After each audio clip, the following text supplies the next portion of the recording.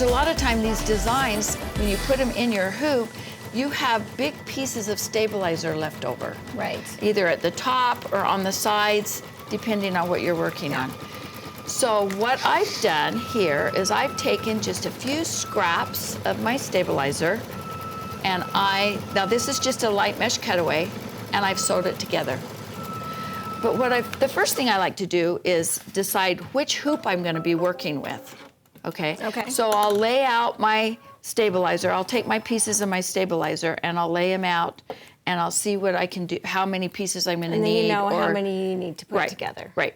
So in this case here, you can see this is like, oh my gosh, I'm just like, it won't fit in my hoop. Yeah. Just ever so slightly. And how many of you have pieces this big that are left over?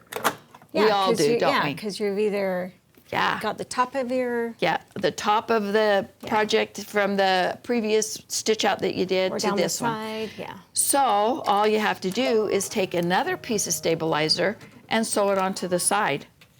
And then guess what? We've got it. We've got it that it'll hold into the hoop and it'll be just perfect. So yeah, that works out really great. So how do I do this? Okay, one of the first things that I've done is you take your edge joining foot on your machine. Okay. And you just take your stabilizer. Let's just show this here really quick. And your edge joining foot has a guide that goes right down the middle, okay? So you would take your stabilizer and just butt it up together like that. So you're not overlapping it at all? Very, very little, because you don't want all of that bulk up underneath your project. Okay, so you just kind of butt them up together and then just have a little, it just does a zigzag stitch, and it doesn't have to be really close.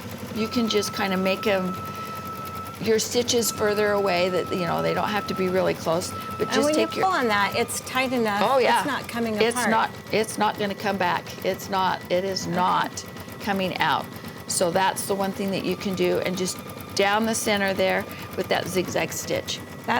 I think that's one thing that I've probably, I'm guilty of having a fairly good sized tub of excess stabilizer that it's too big to throw away, and so I just throw it in the tub. And I haven't put them together because I feel like you want your stabilizer in your hoop to be taut. Taut, yeah, you do. And if I pull on that, is it going to come apart? Now, if you just... But I've never used the... If you just did the two of them, if you put the two of them together, even if you overlap it a little bit like this, it could still pull away. Yeah. So you want to make sure to have it so it's a little bit more secure. And another thing that I will do is once I'll do a bunch of them. I'll figure out what pieces need to go together where, and so on and so forth. And then I take a little marker, and just down in the corner here, I'll write 5 by 7. That's genius. And then I take a pile of them. So then the next time I have a 5 by 7 hoop that I need to work with, I'll just grab one of those. Genius.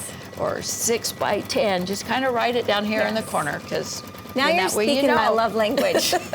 So you can see what I had here. You saw a little bit of this before.